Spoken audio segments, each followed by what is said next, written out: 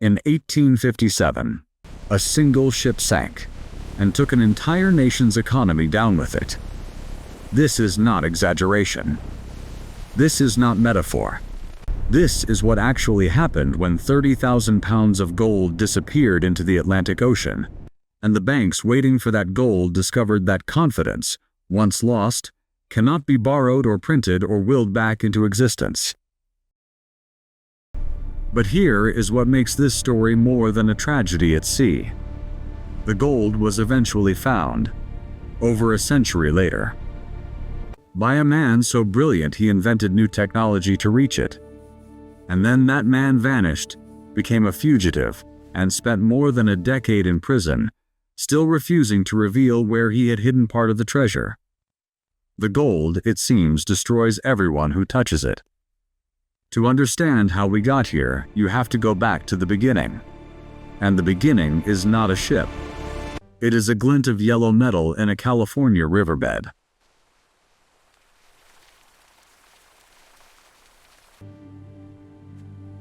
On the morning of January 24, 1848, a carpenter named James Marshall was inspecting a sawmill he was building along the American River near Sacramento. He looked down into the water running through the tail race and saw something catch the light. He reached in and pulled out a small flake of gold. That single moment detonated one of the largest mass migrations in human history. Within months, word had spread across the continent and beyond. By 1849, hundreds of thousands of people were streaming toward California. By wagon, by ship, by sheer force of desperation. They came from farms in Ohio, tenements in New York, villages in China, estates in Europe. The California gold rush had begun, and nothing about the American economy would ever be quite the same. Now picture this. You are a miner in California in the mid-1850s. You have spent years in the goldfields.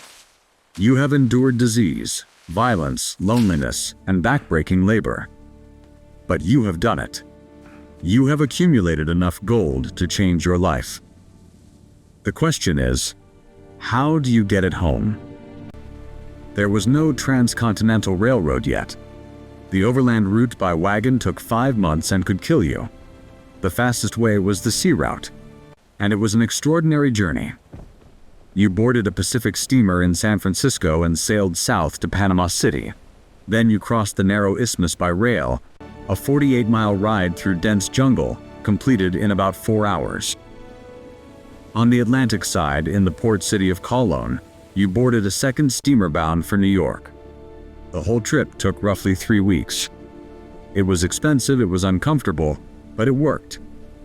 And every few weeks, another ship made the run, carrying passengers, mail, and, crucially, gold. This is where the Central America enters the story. She was a 280-foot sidewheel steamer, originally christened the George Law after a prominent New York shipping magnate. By 1857, she had been renamed and had become one of the most important vessels on the Panama to New York route. She was not glamorous, but she was reliable. She had made the crossing dozens of times. And on September 3, 1857, she left Colon carrying 578 passengers and crew, and a fortune in gold that today would be worth over $2 billion. Think about that number for a moment. $2 billion on a single wooden ship. The man in command was someone worth knowing. Commander William Lewis Herndon was a United States Navy officer with a career that reads like adventure fiction. Born in Fredericksburg, Virginia, in 1813, he had joined the Navy as a teenager. He served in the Mexican-American War. And then, in 1851, the Navy sent him on a mission that would have daunted most men alive. Explore and chart the Amazon River Valley, a vast wilderness that no American had ever systematically documented. Herndon spent months pushing through jungle, navigating deadly currents, cataloging wildlife, and recording encounters with indigenous peoples. His published account became a bestseller and was distributed by Congress to libraries across the country. he returned a national figure, an explorer hero in an age that idolized exploration. By 1857, commanding a mail steamer was supposed to be the quieter chapter of his life. It would be the last chapter. For the first several days out of Cologne, everything was routine. The Central America stopped in Havana to take on more passengers and supplies, then turned north. The weather held. Passengers played cards, wrote letters, and dreamed of the lives waiting for them in New York. Many were miners heading home with personal fortunes. Not vast wealth, but enough to buy a house, open a business, start over. They carried gold dust in leather pouches, double eagles in their coat pockets, nuggets wrapped in handkerchiefs. In the hold below, the real cargo waited. Freshly minted coins from the San Francisco Mint, heavy ingots stamped by private assayers, bags of raw dust destined for the vaults of New York banks. And those banks needed that gold badly. Here is why, and this part matters enormously for what comes next. The American economy in the 1850s was running on something dangerously close to pure optimism. The gold rush had flooded the country with wealth, and that wealth had fueled a fever of expansion. Banks multiplied. Railroads sprinted westward. Over 20,000 miles of new track laid in a single decade. Land speculators bought up vast stretches of the frontier on credit. Paper money, only loosely backed by actual gold reserves, circulated in staggering quantities. Everyone was borrowing against a future that seemed guaranteed to be profitable. But what no one wanted to admit was that the whole system was a confidence game. Not a scam, exactly, but a structure that only functioned as long as everyone believed in it. The gold coming out of California was the anchor, the physical proof that the paper was worth something. And by the summer of 1857, that anchor was slipping.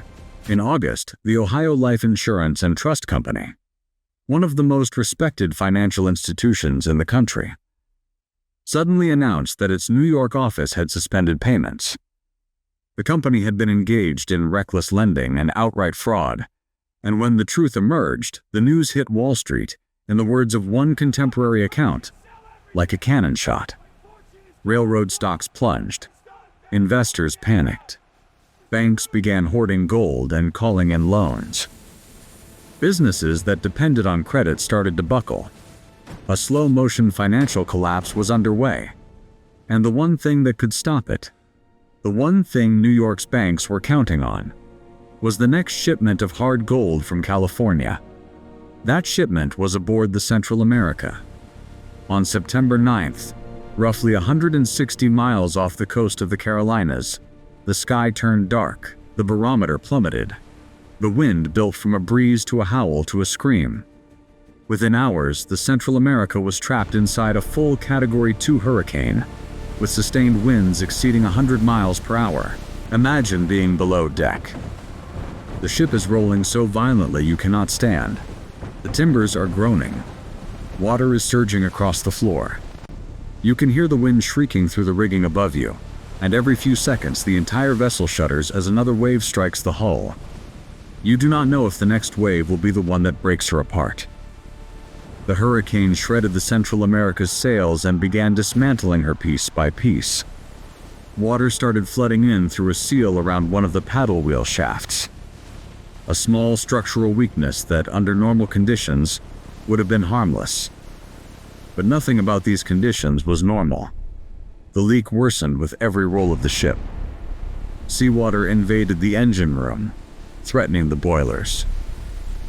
Captain Herndon did not sugarcoat the situation. At 11 in the morning on September 11th, he addressed the passengers directly.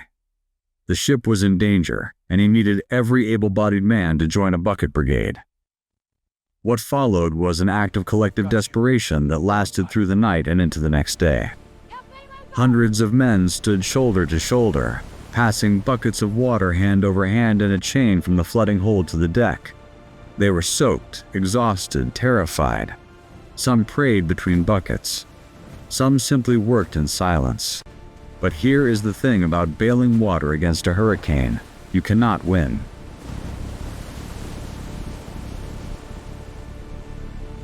By Friday the 11th, the fires under the boilers had gone out. Without steam, the bilge pumps stopped.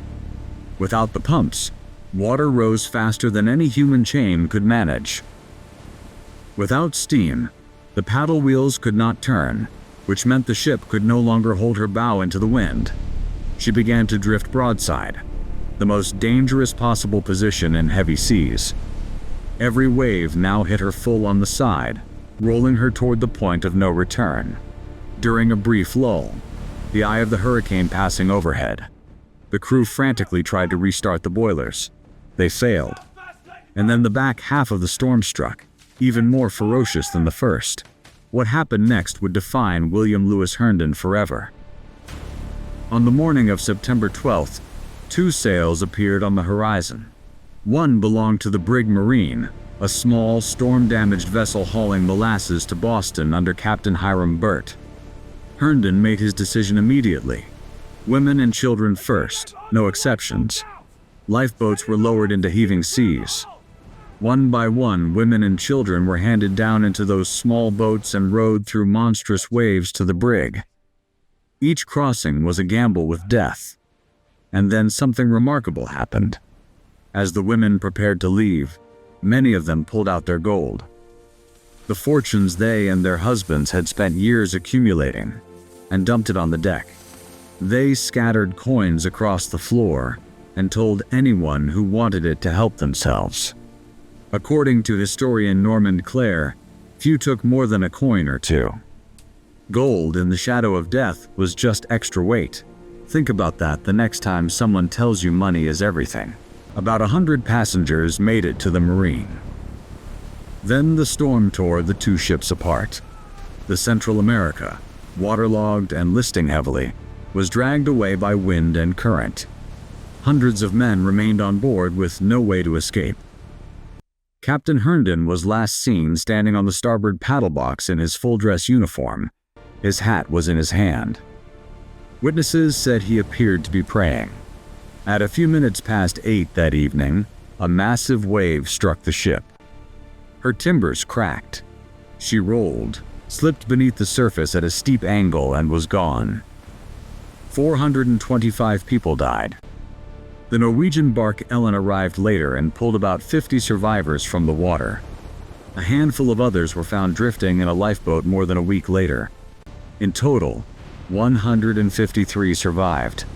It was the deadliest peacetime maritime disaster in American history at that time.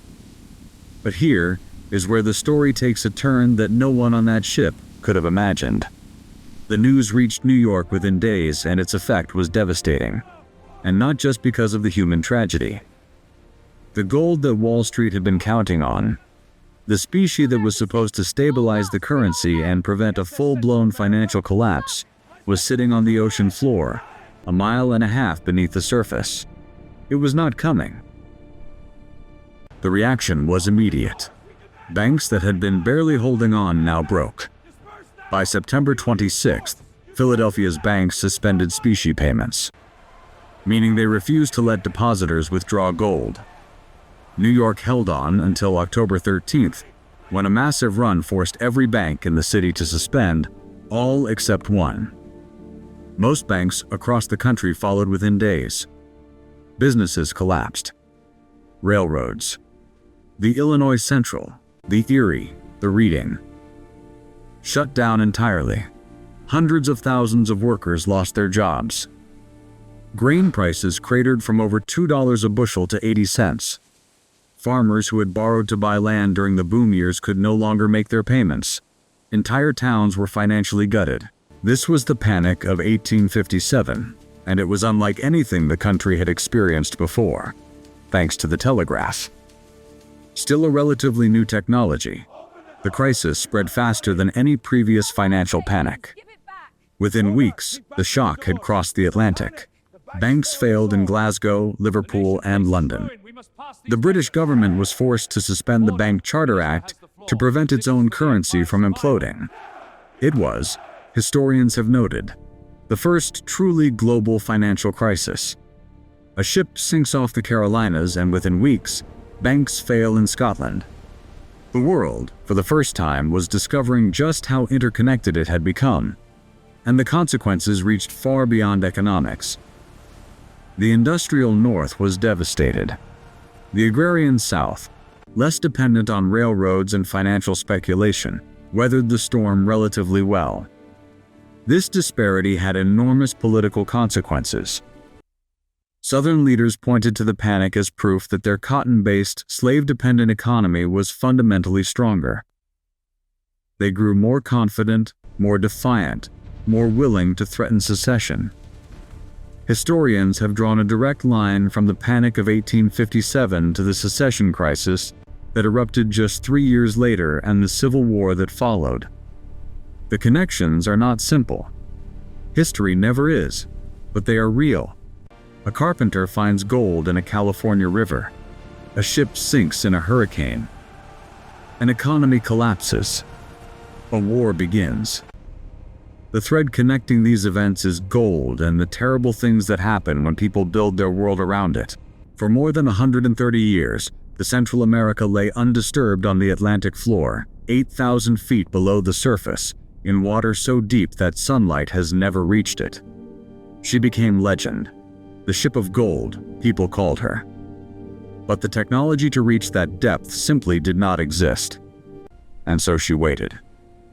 Then came Tommy Thompson. In the 1980s, this young ocean engineer from Columbus, Ohio, became consumed by an idea. He would find the ship of gold. Thompson was brilliant. Genuinely, almost unnervingly brilliant. He assembled a team of scientists, engineers, and deep-sea specialists. He raised over $20 million from investors, many of them prominent figures in Columbus business circles. And then, he did something extraordinary. He built an entirely new kind of remotely operated vehicle, a robot capable of working at extreme depths with surgical precision. He named it Nemo. To narrow the search area, Thompson used Bayesian search theory, a mathematical framework originally developed to locate lost submarines during the Cold War. He fed every scrap of historical data into his probability models, contemporary weather reports, survivor testimonies, drift calculations, ocean current patterns. The math told him where to look. On September 11, 1988, exactly 131 years after the Central America went down, Nemo descended through 8,000 feet of black water and found the wreck. What the cameras revealed was staggering. Gold coins lay scattered across the seabed like autumn leaves on a forest floor. Ingots, some weighing dozens of pounds, sat half-buried in sediment. There were personal artifacts, too. Daguerreotypes of people whose names had been forgotten, pocket watches frozen at the moment the water reached them, buttons, boots, jewelry. In 2014, a hauntingly well-preserved daguerreotype of an unknown woman was recovered from the wreck, so striking it was nicknamed the Mona Lisa of the Deep. These were the remnants of real lives, interrupted in a single evening and preserved in the cold dark for over a century. The recovered treasure was eventually valued at over $100 million. A single 80-pound gold ingot sold for $8 million, making it at the time the most valuable piece of currency ever auctioned. Thompson had done what many believed was impossible. He was celebrated as a genius, but what nobody realized was that the story was about to get much darker. 39 insurance companies immediately filed lawsuits claiming ownership of the gold, arguing they had paid out damages back in 1857 and the gold was still legally theirs. After years of litigation, a court awarded 92% of the treasure to Thompson's team. It looked like vindication. It was not. Investors who had provided millions in financing began suing Thompson, claiming they had never received their promised returns. Crew members who had risked their lives on deep-sea recovery missions filed their own suits. Evidence emerged that Thompson had maintained an offshore account in the Cook Islands. In 2012, As the legal walls closed in, Tommy Thompson simply disappeared. He vanished. Walked away from his life, his companies, and any pretense of accountability. For nearly 3 years, United States Marshals hunted for him. They finally found him in January of 2015, living under a false identity in a hotel in Boca Raton, Florida. He was extradited to Ohio and ordered to reveal the location of approximately 500 gold coins that had gone missing. He refused. A judge held him in contempt. Thompson was sent to prison, where he would remain for more than 10 years, one of the longest contempt imprisonments in American history. He was finally released in early 2026, a 73-year-old man, still refusing to say where the gold was hidden. Those 500 coins have never been found. Stop and consider the symmetry for a moment. In 1857, gold at the bottom of the ocean brought down an economy. In the 21st century, gold pulled from that same ocean destroyed the man who found it. The treasure seems almost cursed. Though curses belong to mythology, not history. What belongs to history is something more uncomfortable. A pattern, repeated across centuries, in which the pursuit of gold warps judgment, corrodes trust, and leaves wreckage behind. Today, only about 5% of the Central America's treasure has been recovered. The rest remains down there in the silt and the permanent dark, roughly 7,200 feet below the surface off the coast of South Carolina. But not everything stayed on the ocean floor.